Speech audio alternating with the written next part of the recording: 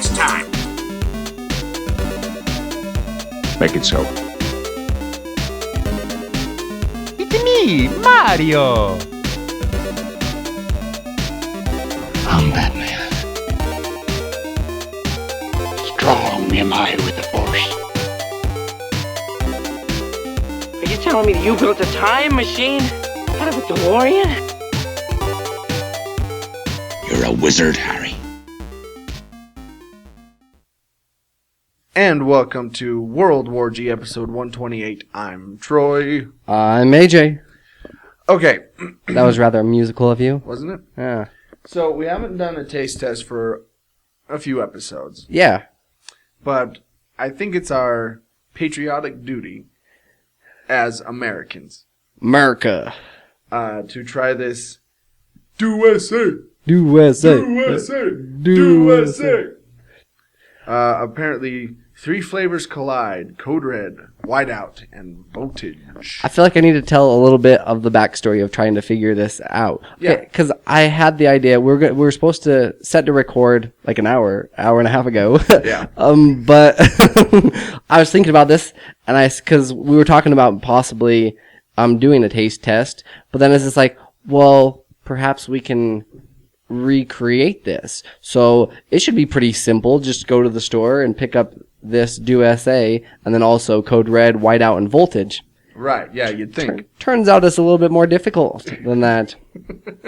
I ended up going to 3 stores, the mall, and this one guy, I'm pretty sure he was a stoner, just because, well, he had on the coolest backpack, so I had to ask him, because he was looking to get some Mountain Dew, and I'm like, hey, do you know where Whiteout is, where I can buy, like, a can of Whiteout? And I felt like, I don't know, I'm not sure if that's, like, a street name for, like, something else, but Like he kind of, like, looked at, or something? yeah, he, like, looked at me, and he's just like, no, man,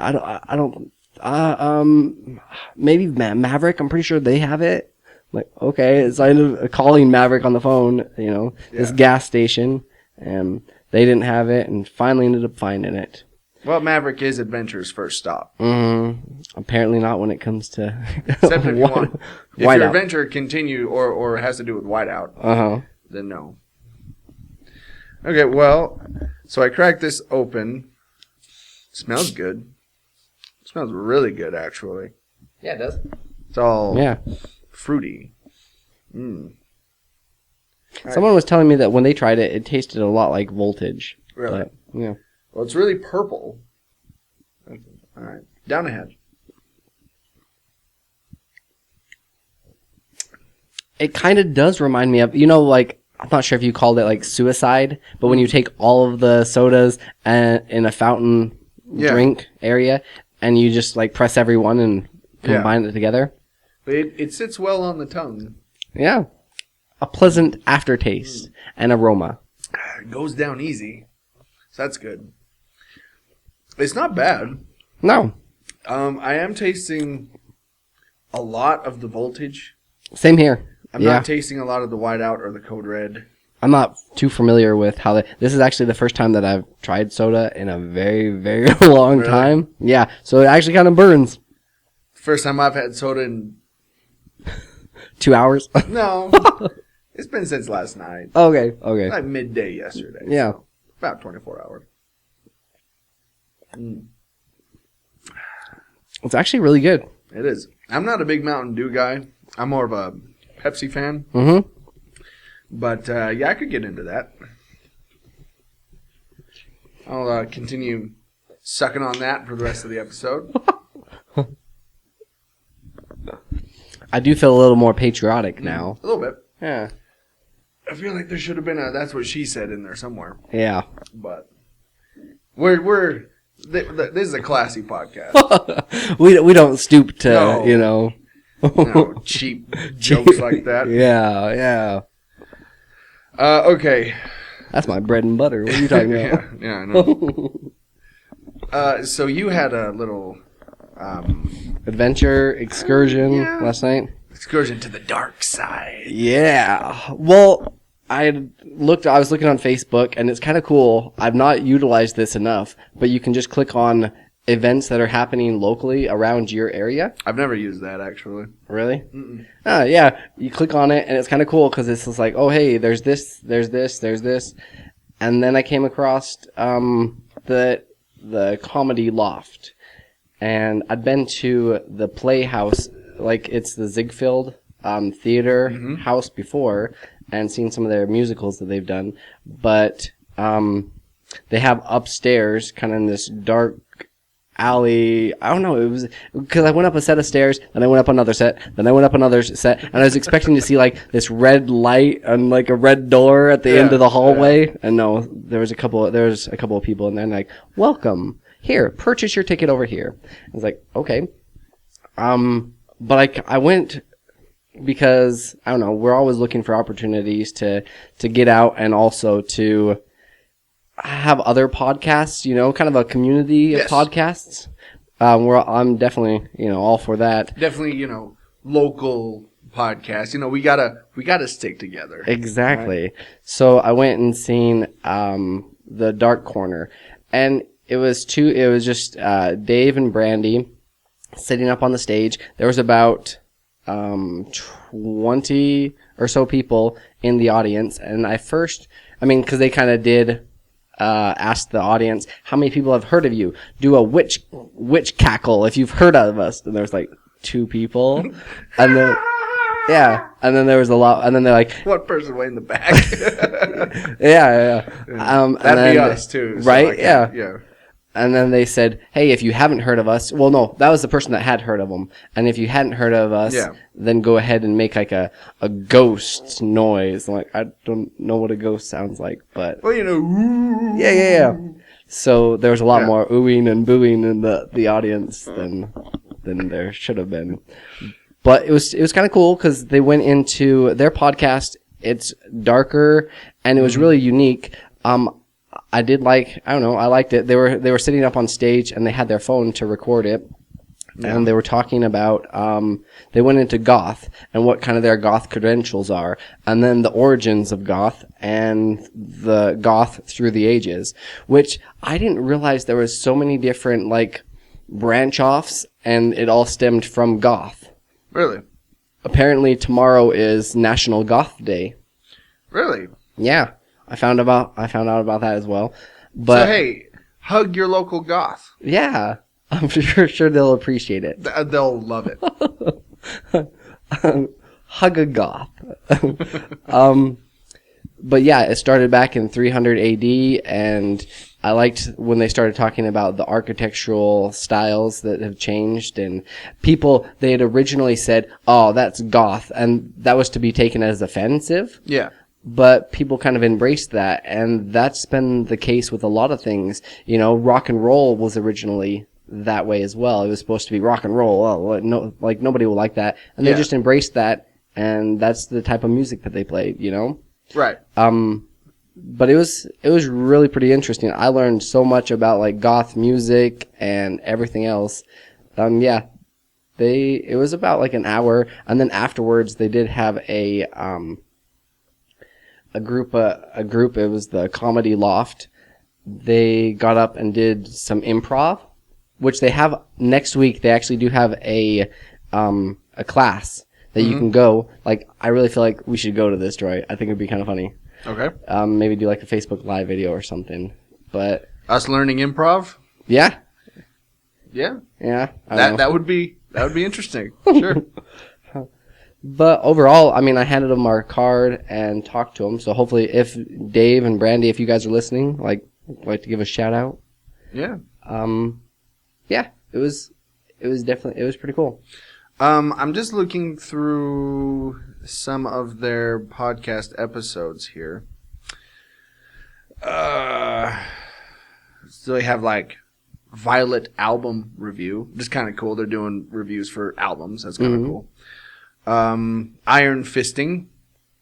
Huh. FanX 2017. So, you know, there are people. Coagula. Dark Electronic Ladies. Argo City Limits. Year of the Firecock. Oh, all right. Rogue Year Live. New Christian Music. Chamber of Secrets. The Wheel. The Haunting. Riddle Me This, Salt Lake Comic Con, Copper, Deadpool, World Goth Day. Yeah, they Goth said Day they've been around 2016. for a couple of years. They had a previous podcast that they did with another group of people, and Yeah.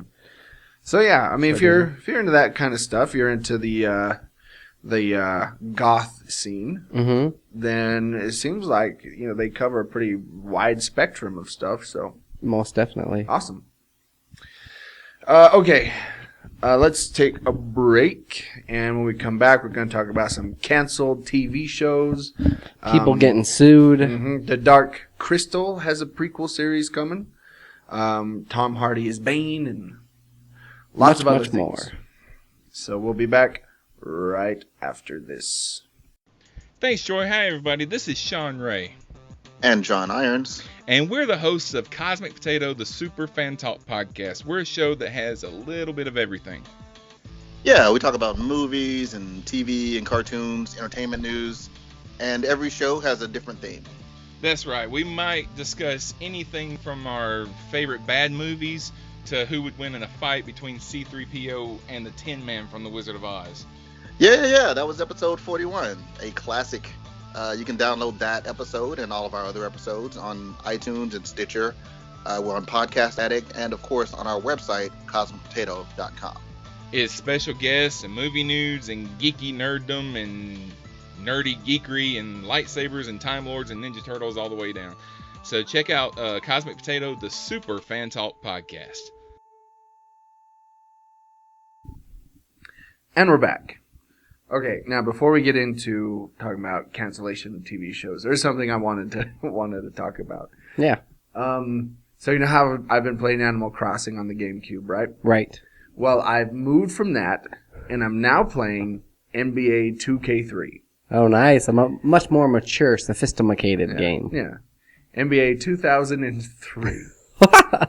Now, there's Yeah, a couple... that's only 15 years old. Yeah. Well, you know. There's a couple things about this. I was playing as the Jazz, Uh-huh. and I realized I knew nobody on Really? that team. Because, I mean, Except- Stockton and Malone had already Yeah. left. No, they were still there. They're still there? Yeah. It was shortly before they retired. It was like almost Within the a couple- Karolinko Yeah. era. Stockton, Malone, Karolinko, Matt Harpring. That was it. Everybody else on the team, their names were kind of familiar. Right. Well, Greg Ostertag, Yeah, fart noise. yeah. But I didn't recognize anybody else. So then I remembered, oh, you know what? I think on this game you can create your own players. You make like a dream team as well, right? Yeah. Yeah. And so I created me at point guard. With your height, with your No. stats. No, I didn't have a guy who was 5'9" running around the basketball court. No, I made myself 6'3". Okay. My brother was shooting guard. Yeah. You What? I'm on this dream team. You were our small forward. Okay.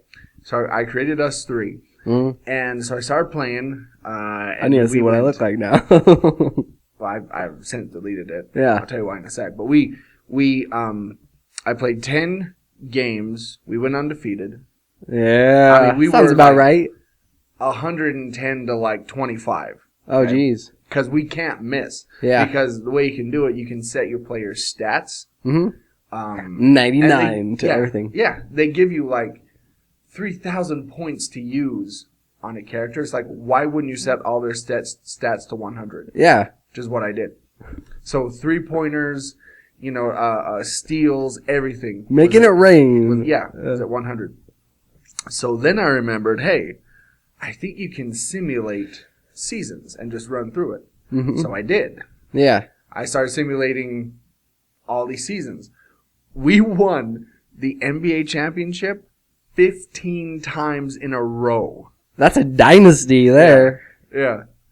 And you ended up being, because after the season was done, MVP? Yeah. It kind of ran through, and you could see who's the MVP, who's on the All-Star teams, which the three of us were every year. Go figure. But you were the MVP probably a good 11 or 12 times. Brush imaginary dust off my shoulder. But it was funny because I just kept simulating seasons over and over and over again. So do you get to simulate? Because there's some games that they have where you can simulate as many games as you want, but play the ones that you would like. Yeah. So you can And play you the could, championships as Yeah. well, right? Okay. Yeah. But I was just running through everything, and it was funny because you retired first. Mm-hmm. You played 15 years and retired. That's a lengthy career Yeah. for an NBA player. After you retired, Uh-huh. we didn't win the championship. I was holding us together, guys. Even though me and my brother were still on the team, And 100% on Yeah. stats, yeah. we got to the finals, but Uh-huh. we didn't win. Who beat you? I don't remember. It was the Bulls. I bet it was the Bulls. But then I and my brother retired like the year after. Mhm. Then the game got interesting. Because another function of this game that I didn't realize you could do when Mhm. I was playing it, 15 years ago, Yeah. is you can scout rookies. Really? Yeah. Okay. And that was kind of fun because I would go through and I would look at these rookies from different colleges. You're like, okay, Yeah, all right. okay, well, this I'll from sign- Gonzaga. Let's see how he does. Yeah. Well, I'd assign them workouts and stuff that they could do with the team and stuff like that. Mm-hmm. And then you could then go to the draft, and you could draft those that either you scouted or Dang. somebody else. And this was like 15 years ago, so Yeah. I can't imagine how they are now with these games. I told Joni, I said, I think I need to get like a new basketball game for like the PS4. Right. But and that's when the game got hard because I had to, since he didn't have the basketball gods basically Mhm. on the team anymore. Yeah. We started losing bad. Like You're like taking these regular shots, like 15-footers, and can't make them, and you're Yeah, like, oh man, what exactly. the heck? And so, I would see, who was working, who wasn't working. I'd trade players. I'd sign free agents. Mid game, you just trade a player. Well, no. That'd be maybe, hilarious. Maybe Like, mid-season. You're off the team. Yeah. Oh. But yeah, I'd be signing free agents and you get a certain amount of points to sign people. Okay, and that's be Like like money, due to basically. wins and losses. Yeah. Okay. And so, I started getting like a better team. Did I eventually come out of retirement? No. Dang Never it. did. To at least coach, No. these young rookies, these whippersnappers. See, that would be a cool aspect of the game. If you could have former players become coaches, that would be cool. Yeah, and that improves like certain, if it's okay, you're a point guard or a center or something, and you have that guy come out of retirement who's really a really good center, the stats increase on those specific players. Yeah, That'd be kind of cool. that would be cool. Yeah. So, so I started crafting this team. I started actually paying attention. Yeah. And I started crafting a team where all of them were like, their ratings were like in the 80s, right? Which is pretty good. Right. Yeah. And we started to win more and more and more and more. Mhm. And we finally were getting to the playoffs again, Yes. which we weren't before. Yeah. And we never won the championship again. And I started in 2002, 2003, right? Right. I simulated all the way up to around 2035. I just kept going. and That'd be going hilarious. and You going. pick the team that ends up winning it, or you go back and play one of these games and see who would have won the championship in 2017, and it's Yeah. the exact team that's Yeah. going to be winning. Yeah, that'd be hilarious. Like all of a sudden it was like telling me the future and everything. Uh-huh. But the funny thing was, Turns into a time machine. nice. Yeah. But the funny thing was, I started looking around 2030. I started looking at all the teams. There was nobody on there that you would know. Right. It was all like created players the computer had created and put in there. Just like 15 John Does. Yeah. Like, oh, way to be creative. Yeah. Yeah. But I deleted that and I'm currently starting again. Mm-hmm. I was actually creating you Oh, okay. right before we started. Oh, man. This is getting into AI kind of stuff. But yeah, we're going to have the same people and I'm going to put Dwayne Johnson on our team. Oh, sweet. Yeah. You need to do the Justice League team. That'd be cool. That'd be way You sweet. can create teams. Like, you can create a name of a team. The Justice League. I Yeah. can do that. Yeah. couldn't create Wonder Woman though. Unless, she was like a transvestite or something. I suppose I could, but Yeah. yeah. Anyway, that's just what I was doing pretty much all day yesterday. I was just simulating. Did it NBA make you appreciate basketball a little bit more and get you into like ready for the next season? It did. Okay, yeah. It's like, oh, okay, well, This is actually what they have to do, when they're trying to put together a team and build for the future. yeah, like the minutia is like, okay, well, you really got to work through all that. Mm-hmm. Yeah. Yeah. Did they also have injuries happen quite frequently? They could, but I shut them off. Okay, yeah. Yeah. Your number one player goes down, just before the finals. Out for the rest of the season. Career-ending injury. Oh, man, what the heck? All right. So you had posted on WWG2. And if you aren't already, a member, go ahead and request it. Yeah.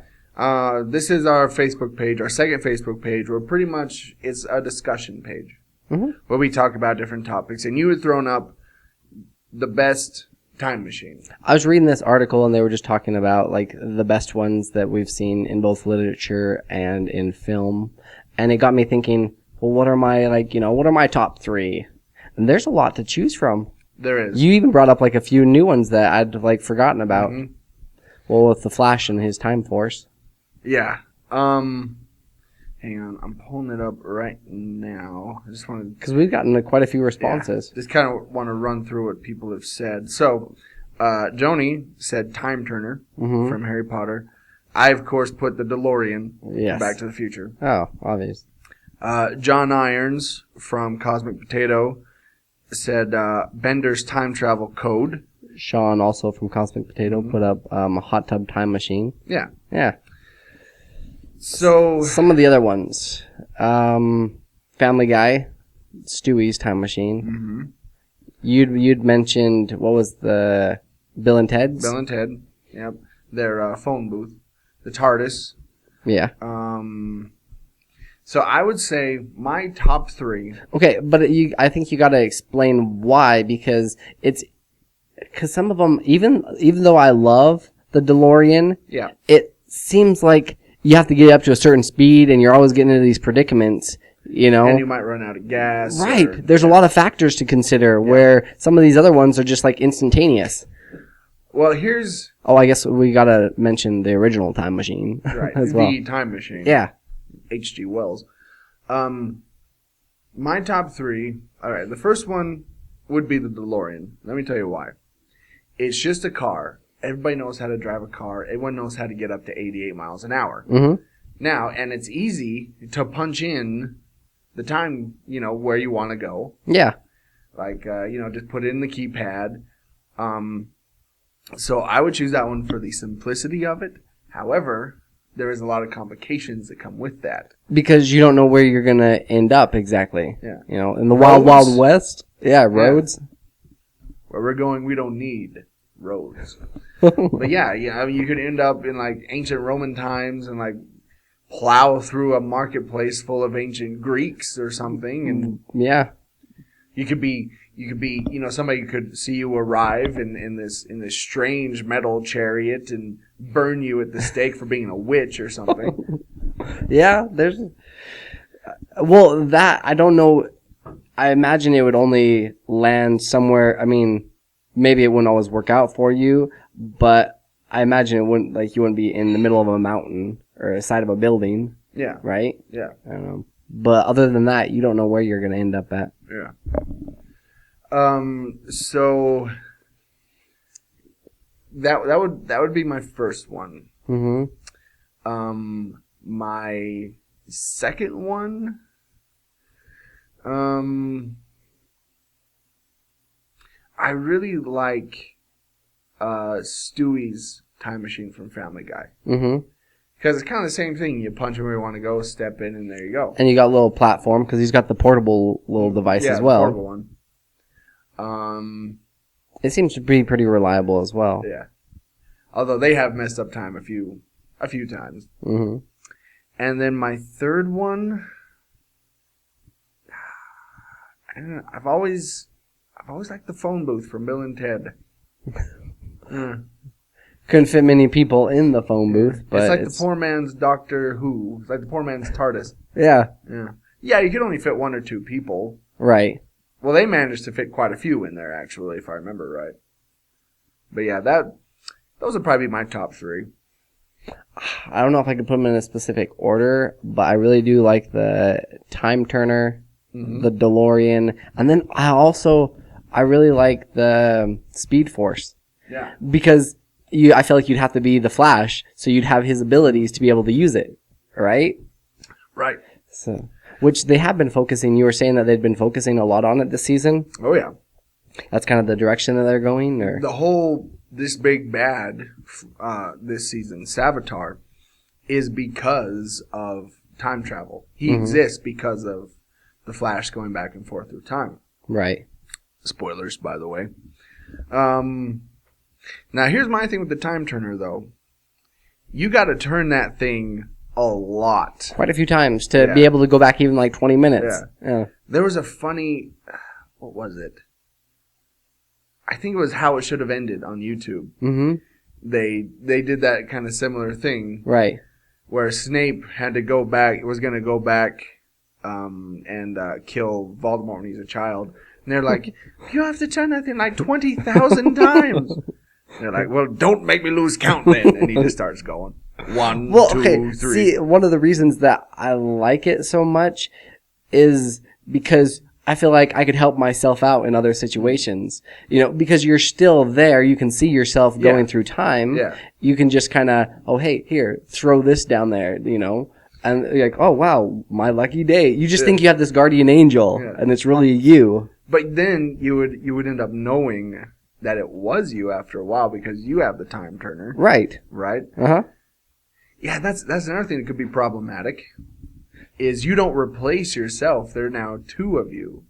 Right. So, I think the Time Turner is good for like quick fixes. Mm-hmm. You know? Yeah. And then what was your second one? I did say the DeLorean. The DeLorean. Mm-hmm. Okay. Although I do like the Tardis as well, just because it's so spacious. It is bigger on the inside. Yeah. Yeah. You can just go around, do whatever you want, and then set it to the time that you'd like. Mm-hmm. Yeah. And then the third one was the Speed Force. Mm-hmm. And the Speed Flash, Force. Yeah. Just because then you'd get the Flash's abilities. Yeah. To be able to use it. But if you do watch the show, there are time aberrations that come after you if you're using time travel too much. I could take them on. Yeah. Okay. I'm the Flash. Yeah, exactly. But hey, go to our Facebook page. You can either go to our first one or the second one and join that discussion. Mm-hmm. You know? And many other ones. We throw up all sorts of different random topics. All the time. Let us know what your favorite time machine is. Any other burning geeky questions? Feel free to throw it up. Okay. Well, we're heading in to the end of May, which means that shows are coming to an end. Now, some are going to be picked up, and some are going to be flat out canceled. So, I have a list here. Everybody loves a list. Everybody loves a list of all the TV shows that have been canceled this season. There's probably quite a few of them that we've not seen. Well, that's what I want to do. I want to go through and let's say yes or no, whether or not we've actually seen a single episode. Just one episode. Yeah. Okay. First one, Two Broke Girls. No. Yes. Wow. Yeah, I've seen a couple of them. American Crime. No. Nope. American Gothic. No. Nope. APB. No. I don't even know what that is. Yeah. Aquarius. No. Nope. Bates Motel. No. Yes. Yeah. Well, that one, it's not so much canceled. It was just done. Right. It finished. But, yeah, series ended. Mm-hmm. Which I've heard it's taken a dark, dark turn. Yeah, I heard that too. But I've heard good things about it. And I've seen almost the full first 2 seasons. Oh, okay. But The Blacklist Redemption. No. Nope. Black Sails. Yes. Nope. Although it's on my, I do want to see it. It looks. Yeah, it's a pirate show. I think I saw 1 or 2 episodes. Bloodline. No. Nope. Bones. Yes. Yep. Wait, have you seen all the seasons? No. Okay. It was about the 5th season that I stopped watching it, just because.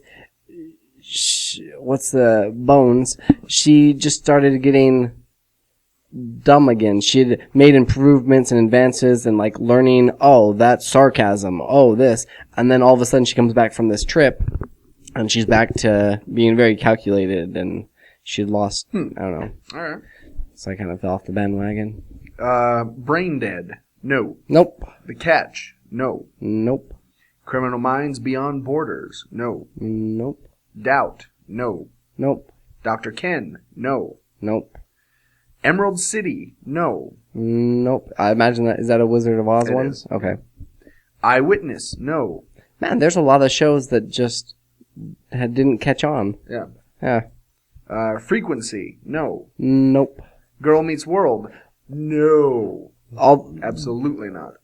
No. I saw like a part of it, and I was just like, oh. And then I saw, I don't know, they got some of the original cast, but then I was just like, nope. So I made like 10. Freaking awful. I made it through like 10 minutes of it. Yeah. I was gonna say, what was the one, Frequency? Yeah. I loved the movie. Oh, movie's great. Yeah. But I just didn't even bother seeing the show. I don't think it holds up.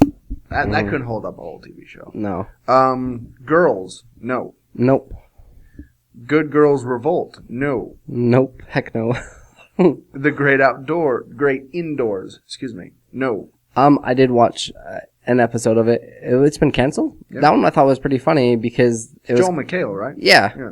from Community. Community. Thank you. Yeah, he's kind of this guy that does this show with these younger, millennials, and he's kind of more hands-on, wanting to get out and adventure, and they're just kind of wanting to stay in. Yeah. It was all right. All right. Grimm. Yes. Nope. Imaginary Mary. No. No.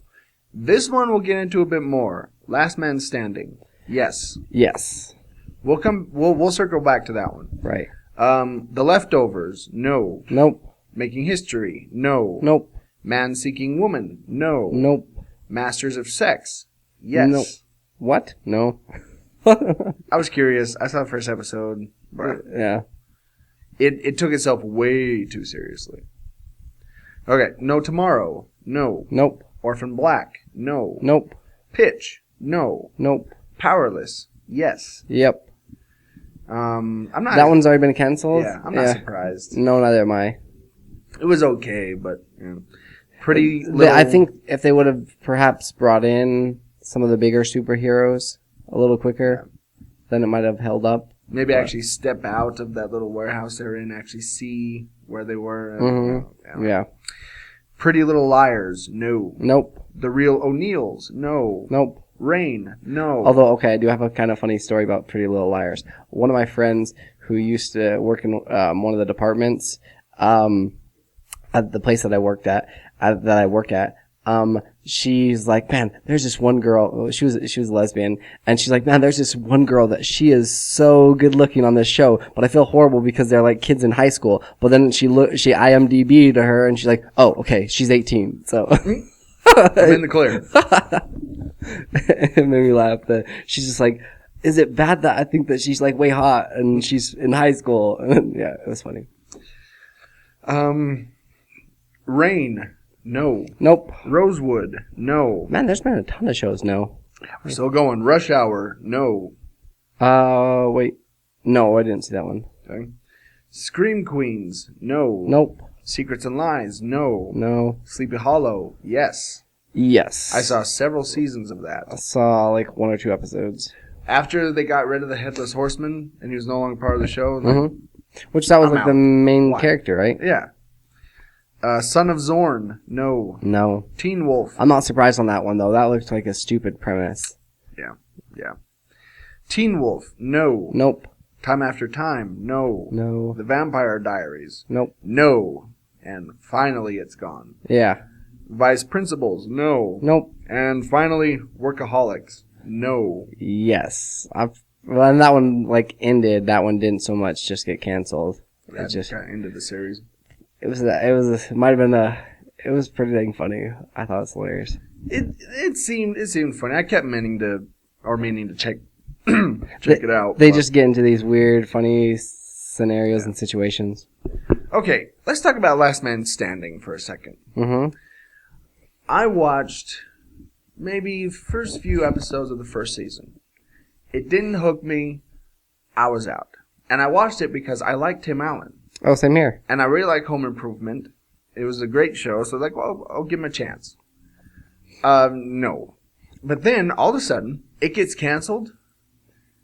There's an outrage. Right. Like, it's crazy. There's petitions that you can sign, like that I've seen on Facebook and all over social media. And I'm just wondering, maybe you can enlighten me, why? I'm thinking it's like the Duck Dynasty all over again. He was very he's a staunch Republican in the show, and it's really kind of funny. I mean, you know how like with American Dad, where they kind of poke fun at, you know, politics basically. Yeah. He did that occasionally, and he did have a daughter, one of his younger daughters, that was also really, you know, Second Amendments, and I don't know, it was kind of clever and pretty funny. So he had a daughter that was kind of liberal. He did have two other daughters that were liberal, and then he had one that was like, you know, basically his shadow. More conservative. Okay. More conservative. Okay. So I think that's what it is. It's kind of like Duck Dynasty all over again, where there was I don't know if you remember, there was a ton of outcry when, I don't know who it is, the grandpa. Yeah, had said some other stuff. Yeah. But that one I understood. But I don't know. It's like I basically forgot that show even existed. I'd seen probably altogether. I've seen like a season. Yeah. Because I'd see some of the episodes hit and miss, and I've seen some of the newer episodes, and they were okay. Yeah. I mean, they do have a kind of a story, so it is one of those ones you have to start from the beginning and move on. Yeah. You know, but. Yeah, it's just.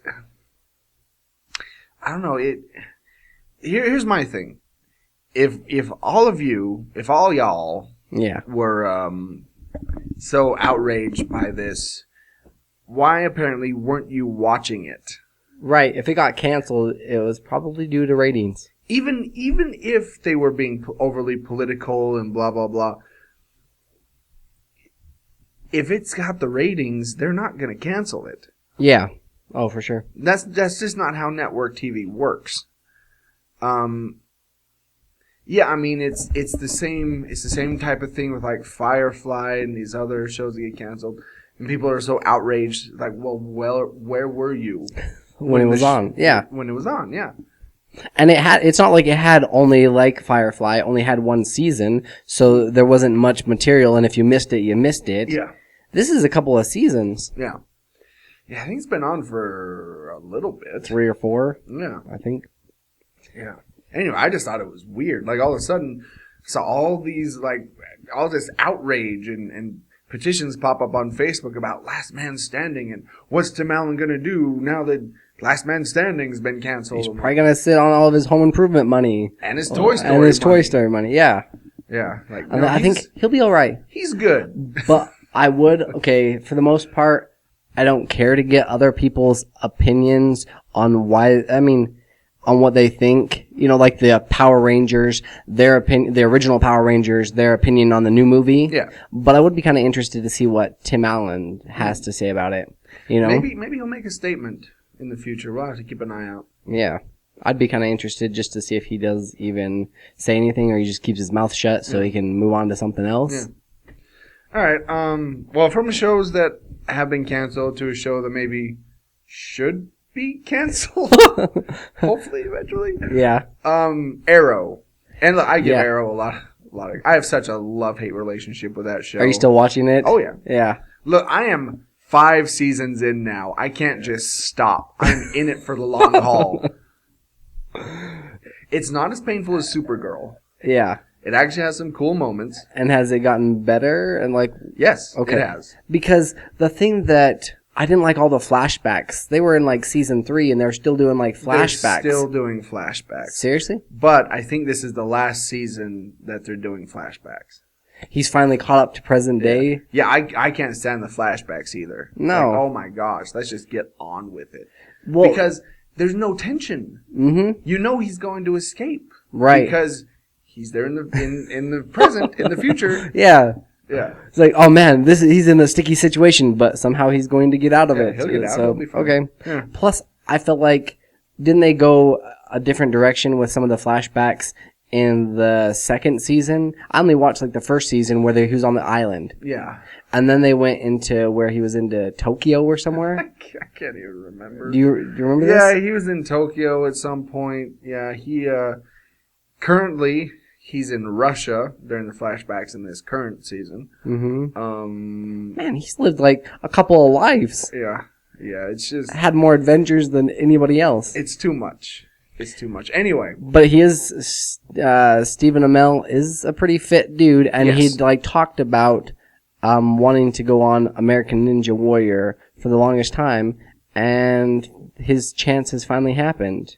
Stephen Amell is preparing to be, let's see, where am I at? I've completely lost my place. Okay. Stephen Amell is perhaps the greatest special effects on Arrow. Amell has looks the part of a superhero, the physique and athleticism to back it up. Amell can not only climb a salmon ladder, which that was pretty impressive, like in the first few seasons. yeah. I can't even imagine trying to do that. Like, no. Yeah. Fat chance. Yeah. He's a really compelling performance as well. It's hard to admit that Amell's willingness to take on challenges outside of the TV show. 2 years ago, Amell took part in a match of WWE Summer Slam. Oh. And later this month, Amell is setting his sights on American Ninja Warrior. The first footage, which, that kind of bugged me, the first footage of it, they gave you just a little taste of what he's done, and he went through the first couple of things easily. Yeah. And then when it actually looked like it was going to be something more complicated, they just cut it out. Yeah, they ended it. They're like, Well, hey. you have to tune in and watch. Right, so that's going to be on the 25th, so just in 4 days Okay. that you'll get to actually tune in. But they've already kind of said that he makes it look easy, so I imagine he already succeeds at it. Yeah. Well, And- he's It's like the TV show all over again. You know that he's going to do it, you know? yeah. There's no tension, because, yeah, he can do that. I mean, yeah, say what you want to about the guy. He's in crazy shape. Oh, yeah. He does most of his own stunts on Arrow. What you see is his physicality. Like I said, the salmon ladder and stuff. That's all him. Mhm. So yeah, I'm sure he can do. He can do it easily. Can you see any other superheroes not being able to do that? Like people that play him. No, I'm saying like Or- the people that play superheroes Yeah. actually not being able to do this. Because for the most part, they have to get into really good shape to play. play. Yeah. Yeah. Mark Ruffalo, Yeah, he might have a little difficulty with it. right? Yeah. Well, I was trying to think of some of the other Avengers. And I'm like, well, maybe you think Robert Downey Jr.? Jr. I don't know. I mean, he's in good shape. Yeah, but I don't know if he's in like crazy Peak, shape. yeah, peak physical. I'm sure Chris Evans or Hemsworth could do it. Yeah. Chris Pratt could do it. So Dave we're saying Bautista could do the it. Avengers, probably half of them couldn't make it. Yeah, half of them might be huffing and puffing. I don't even know if Grant Gustin, the kid who plays the Flash, I don't even know if he could do it because he's not really fit. He's Trim. He's trim. Mm-hmm. He's skinny. He's pretty skinny, yeah. I don't know. It'd be interesting to see. I'd like him to have like a whole show dedicated to like the Arrowverse and have like all those guys compete on it. I think it'd be. That would be pretty awesome. What about Ben Affleck? He might be able to. Right. He's pretty big. He's a big dude. I was trying to think of any of the other But ones. I don't know if Ben Affleck is like agile Right. or if he's just like because he's got muscle. Well, because like some of them, they do these different workouts, and I've seen them online. And one of my friends is actually going through the Ben Affleck Batman workout routine. Yeah. but it seems like it's more just to get tone and lean and to look good Yeah. for the camera, Yeah. but not so much as it's not strength training. Right. So to hold your own body weight and to do all these other crazy stuff. I mean, those actors, look at Chris Pratt. Mm-hmm. He went from being an average looking dude Yeah. to getting into crazy shape in about the span of 6 months. So, I mean, it's hard after you're done filming to hang on to that because it's not for a long haul. It's just to film the movie. Absolutely. Yeah. Not that they're going to let themselves go, but because they have to do other ones. Chris Pratt said he might. Really? After he's done playing Star-Lord, he said he's gonna. Well, I can't imagine because gonna be I've seen like all these different the stages of hunger. Have you seen that on the Facebook? Yeah. Where he's just like, oh man, this is horrible. I wish I could have like a cheeseburger. Yeah. Speaking of Guardians of the Galaxy, this is probably my favorite story of the last couple of weeks. Mm-hmm. Man sues date for texting during Guardians of the Galaxy Volume 2. That horror. The nerve, the audacity.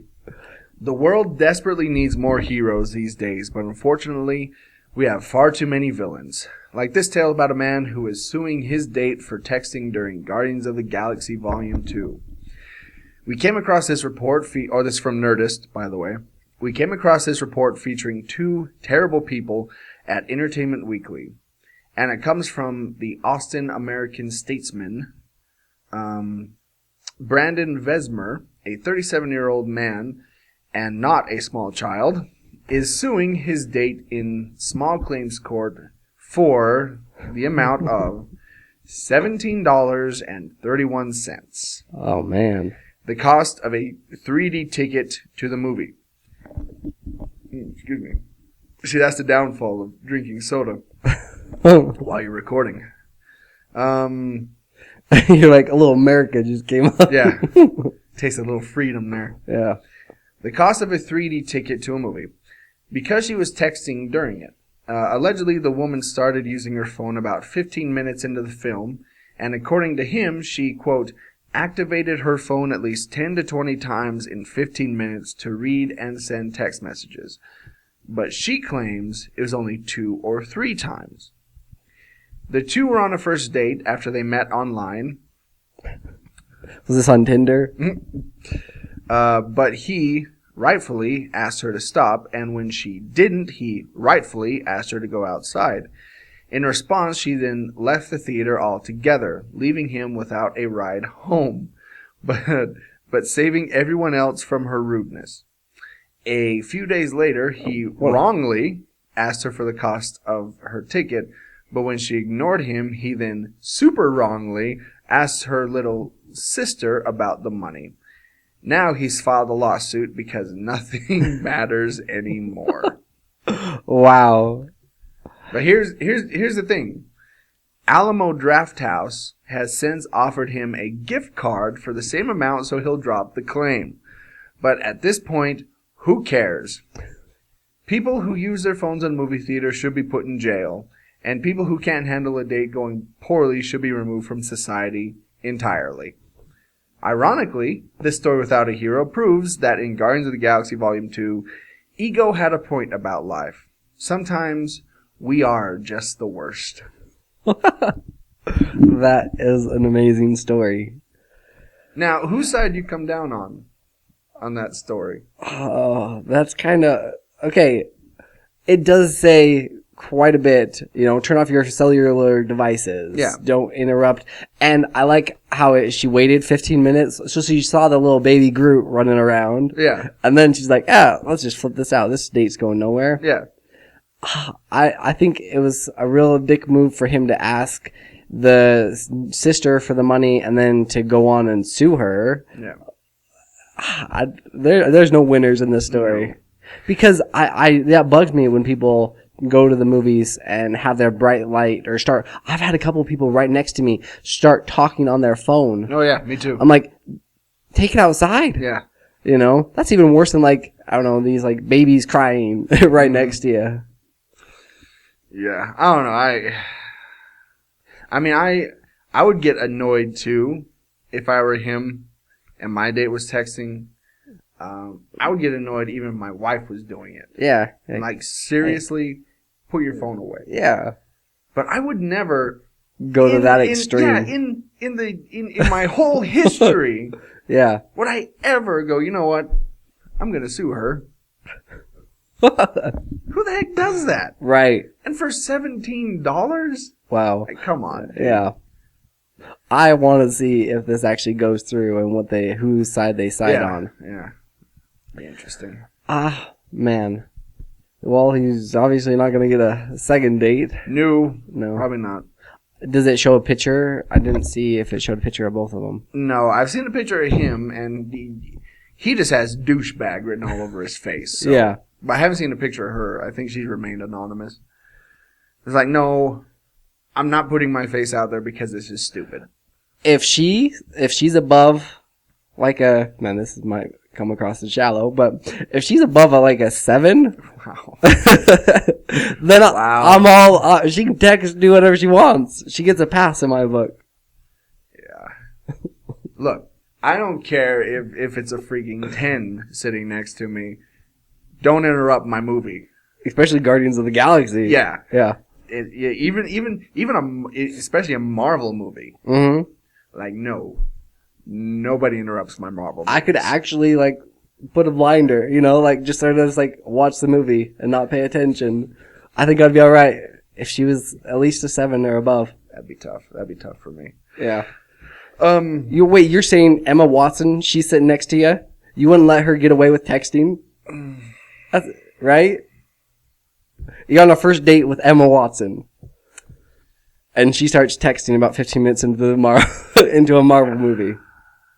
Well, I would like to think that she has class and would never do that. Right. But if she did, you just said a freaking 10. Yeah. I might have to look past that. Yeah. Yeah. I'm just saying. All right.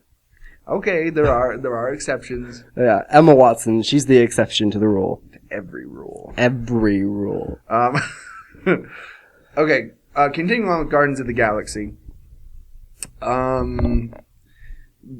The creator of Mantis says that Guardians of the Galaxy Volume 2 got the character all wrong. Not only does Guardians of the Galaxy Volume 2, the first big blockbuster movie of the summer season, bring back fan favorites like Star-Lord, Drax, and Groot, it plumbs the depths of the Guardians comic book continually to add new team members, most notably the empathetic Mantis, played by Pom Klementif. In the new film, Mantis serves as Ego's carer of sorts, able to use her powers of emotional manipulation to allow the living planet to get some much-needed sleep. But, aside from appearance, Mantis is a large departure from her original incarnation, who debuted in the Avengers number 112 by Steve Englehart and Don Heck. Earlier this week, I got a chance to speak to Englehart, and these are the guys from Polygon, apparently. Englehart about his work on the original Secret Empire story, but I also had a chance to speak to him briefly about Guardians of the Galaxy Volume 2. He admitted he didn't see much of a connection between the character he created and the character on screen. This is what he said. He said, quote, "Well, I was not happy with the Mantis portrayal. The character has nothing to do with Mantis. I will say that I like the film quite a bit overall. They're doing good stuff, and I enjoyed my night at the movies so long as I turned my brain off to the fact that that's not Mantis up there. I really don't know why you would take a character who is as distinctive as Mantis is and do a completely different character and still call her Mantis. That I do not know. Now, the character of Mantis in the comics is a human woman of German and Vietnamese descent who was raised by a Cree cult and the potential mother of their celestial messiah. She was given training before her memory was erased, and she was sent out into the world to gain life experience, where eventually she crossed paths with the Avengers. She joined the team for a while before eventually discovering her true purpose and living to become the Celestial Madonna. See, I think I'm a little bit more forgiving on them going a different direction with this character, especially when nobody really knows too much about her. Yeah. You know, if it's a bigger character, then I might have a little bit more of a beef with it. Being like, okay, that's not how this character should be portrayed at all, and they didn't really stay true to the source material. But with one of these, she's maybe a C or a D level. Yeah, if that. If that, right? Yeah. It didn't bother me. And here's the other thing. Hey, Steve, you created this character. Chances are you might have gotten a little money for them using it. Mm-hmm. Shut your mouth. Yeah, shut your brain off during the movie and shut your mouth, because then they might not use your characters. Yeah. Even if, let's say they use the character I created, and let's say they strayed a bit from it, but it kind of still looked like my character, I would be on cloud 9 that my character was on screen. Yes. Right? Absolutely. No, like before a couple of years ago, nobody even knew who the Guardians of the Galaxy were. Yeah. Yeah. And we talked about it last week. The creator of Rocket Raccoon. Mm-hmm. You know, who's been able to move out of assisted care into his own place because of these movies. So guaranteed he's getting money for this. Yeah. And you think he's complaining that maybe they diverted a little bit from his character? Can he complain? Yes. I think he can still talk. Okay. I think. It's a very sad story. Go back to our last episode and listen. I'm sorry. I've got a horrible dark sense of humor. Yeah, you do. I know. Okay. Netflix, though, has decided to produce a Witcher TV series. Netflix will be developing and producing the Witcher saga, based on 8 novels. I can't even begin to pronounce his last name, or his name. Andrzej Sapkowski? Sure. Yeah, Sapkowski. Sapkowski. Andrzej Sapkowski. Yeah. Comrade Sapkowski. He went on to say in a press release, I'm thrilled that the Netflix will be... The Netflix, nice. I'm thrilled that Netflix... I'm still thinking Russian. The Netflix. The Netflix. I'm glad that the Netflix will be... We'll be doing my adaptation of my stories. Oh, that's a horrible, horrible Russian accent. He stated that they're going to be staying true to the source material and the themes inspired by the 30 years of writing. But then they are still unclear. It's unclear yet on the specific direction they'll go, whether they'll go more with the video game adaptation or stay true to his books. Yeah. Because he also had a hand in creating that. That's pretty much the gist of it. In a nutshell, there's no release date and casting or any of that information just yet. But it is kind of neat that it's going to be a TV series rather than a movie, because it's such a huge, expansive saga. And if they do kind of go Game of Thrones direction, I think it could actually work really well. Yeah, I think there's plenty of material there they could definitely pull from. And they're not going to have to pull a Game of Thrones where they eventually get past the material, because, I mean, they've got 8 books to work from. Yeah. 3 video games. Any other video games you'd like to see that would work better as TV shows than movies? TV shows? Uncharted. That could be pretty sick. Yeah. That could work. Actually, no, the ones that we've talked about before, like Hitman or Assassin's Creed, because that didn't work as a film. No. But it might be kind of cool as a TV show, long-running TV show. They could do like Assassin's Creed kind of Westworld style. Yeah. And if they have a big enough budget, if they're throwing a couple million, that's why, okay, I saw something, it was kind of crazy. They were saying with some of the top 10 TV shows that got the most money thrown towards them, Friends actually made the cut. Really? Right. Game of Thrones, like Friends, I guess they were making $1 million an episode. Yeah, that makes sense. to keep the original cast after so many seasons. makes But Game of Thrones, they said that they were throwing close to 10 to 12 million an episode, Wow. which is incredible. But with these ones where they have to, use a lot of special effects, it kind of makes sense. Yeah, and you think that, you hear these numbers about most expensive TV shows, but most of that is probably going to pay the actors. Mm-hmm. I mean, Game of Thrones has like 150 characters every episode. Right. So I'm sure, they got to pay all those people. So that's probably where the majority of the money's going. You might have some that are making significantly more. Yeah. Because you got extras. But even those battle and fight scenes, that's some of those scenes and some of those episodes could be like a full-length movie budget. Yeah. Yeah. It's crazy. I mean, you got dragons you got to animate and all kinds of stuff. Mm-hmm. Okay. One more story, then we're going to go take a break. And this episode's probably going to go a little long, but well. You get what you pay for. Exactly. Netflix announces the Dark Crystal prequel series. And Netflix is really moving and shaking. They're doing the Lord's work. Yes. A beloved classic. Amen. A beloved classic from the 80s marks its return as Netflix has announced they will be the home of the Jim Henson Company's The Dark Crystal: Age of Resistance. The 10-episode fantasy adventure series serves as a prequel to the groundbreaking 1982 fan favorite The Dark Crystal, and takes place many years before the events of the film. The series will be shot in the UK and will star an ensemble of fantastical, state-of-the-art creatures created by Jim Henson's Creature Shop and Brian Froud, the original feature's conceptual designer. The Dark Crystal: Age of Resistance returns to the world of Thra with an all-new adventure.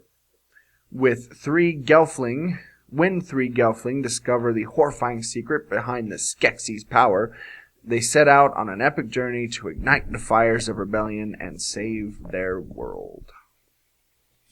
I don't know. I know that it's got a cult following.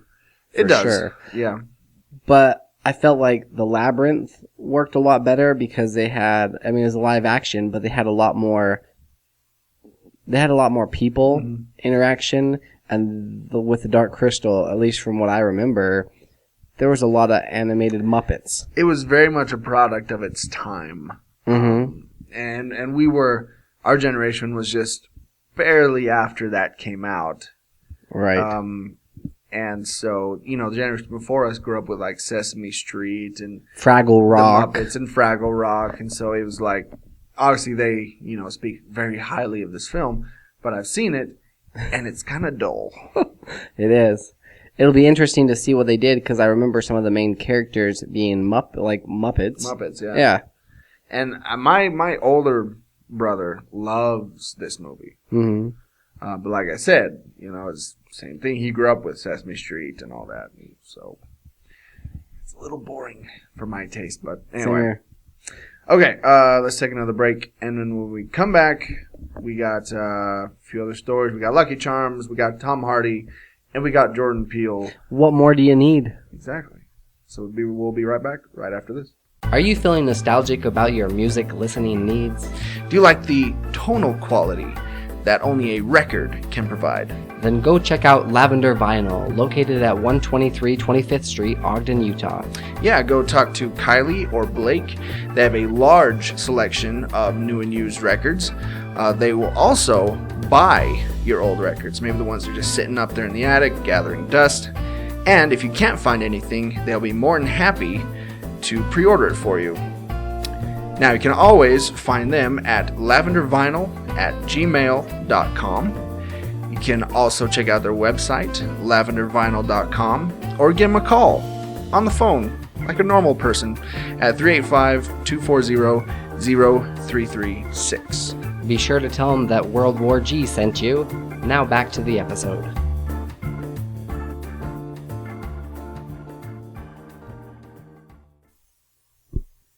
And we're back. Okay. Jordan Peele. Yes. Let's talk a little bit about him. Hollywood's new golden boy. Right. Jordan Peele is set to produce an HBO series, Lovecraft Country, with J.J. Abrams and Misha Green. Jordan Peele will executive produce, the new series, which has been ordered straight to HBO, based on the book with the same name by Matt Ruff. The and the anthology horror series follows 25-year-old Atticus Black, who joins us with his friends Letitia, I guess. Letitia, perhaps? Yeah.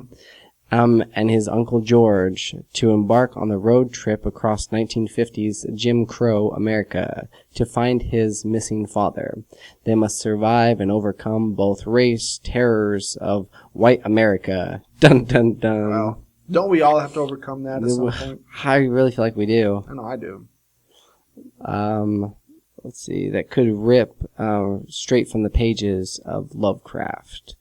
Underground co-creator and showrunner Misha Green will executive produce the series, with Peele executive producing through Monkey Ball Production banner. I feel like he didn't think that he was gonna do so well when he came up with that whole monkey paw idea production, and then it kind of kicked off, and he's like, "Oh shoot, I guess I gotta run with that." It's like, well, let's just call it a monkey paw. Yeah, not thinking that he's gonna do so well. J.J. Abrams and Ben Stevenson will also executive produce through Bad Robot with Warner Brothers Television. Peele, who had his breakout on Comedy Central's series Key and Peele, has been in high demand ever since his success with his low-budget horror film Get Out, which was great, by the way. If you haven't, it comes out on DVD in just 2 days. That's a fantastic movie. Oh yeah.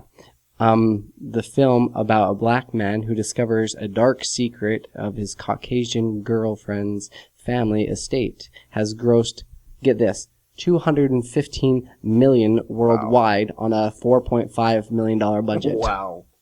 Right? That's pretty freaking good. That's pretty dang impressive. This, like we talked about this before the episode, that I worry that he might get kind of typecast. Yeah. Into doing only certain stuff, that deals with race. Although he did a great job with handling it in Get Out. You did, yes. So I can't see it being, them. And I know we've talked about this before. I love all these sports movies, but some of them push the race card a little too much. Yeah. And it's off-putting. Yeah. And one of the ones I watched just the other day, which I thought was handled really well, was Hidden Figures. Yes. I mean, it's not a sports film, but it was really well handled. Yes, I agree. And got its point across without like shoving it down your throat. Yeah. Hidden Figures just kind of showed 1960s America for what it was. Right. That was just the way. Not trying to sensationalize it or anything. It's just this is how it was. So if they can do that, I think that this has it's got J.J. Abrams, helping produce it. So it's bound to be pretty good. My whole thing, and I worry about Jordan Peele, is... You stay up late at night worrying about it. I do. Yeah. I lay awake worrying about Jordan Peele. You wake up screaming his name. Jordan, no! No, my whole thing is this. He spent, and there's a great interview with him on the Nerdist podcast that just like a couple days ago. And he said that he spent 5 years or so, I think it was around 5 years, developing this story. Well, because he went back to Get Out. He went back to all of the movies that he loved as a kid. Right. And dissected them and figured out why they were so great. And so he was meticulous in what he shot, in what he wrote, everything. With this, it's been greenlit, so it's just like, hey, let's get this out. And go. Right. And so I wonder if it was just Get Out was just kind of a lightning in a bottle type of situation, or if he's still got that in him. This is really going to prove whether or not he really has staying power. Is if he can deliver with this, then we'll see. He does have already in the works. I know he does have like another film that he's got set to produce. So I'm sure he's got a lot of knowledge that he's going to bring to the table. But yeah, this is going to be You know. Yeah. This Seeing is gonna make or break. Right. Oh, for sure. Because with such the huge success that Get Out was, and then the next thing you do after that has to be as good, if not better. Yeah. Or else people are going to say, oh, well, he was just that was a fluke. Yeah. One trick pony. Don't worry about it.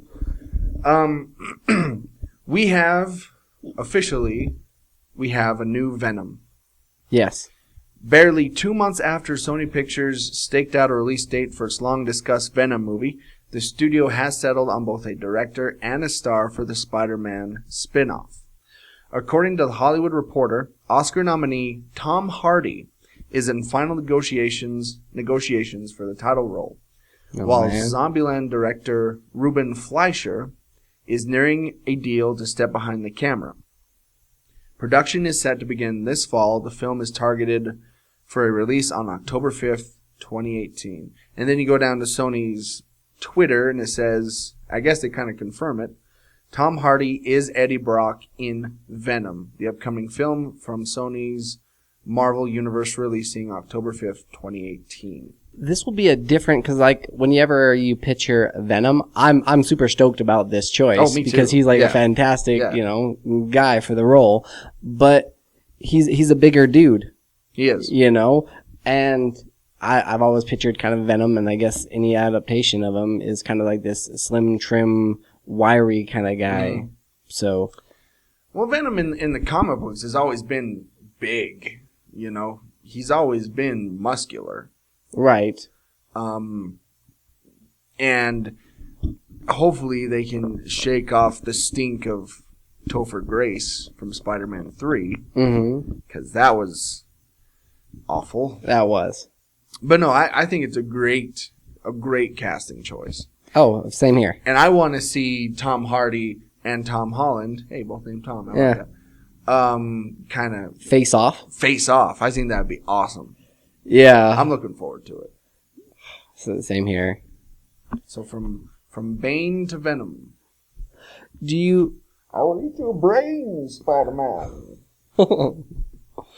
Calm down, Batman. Spider-Man. Yes.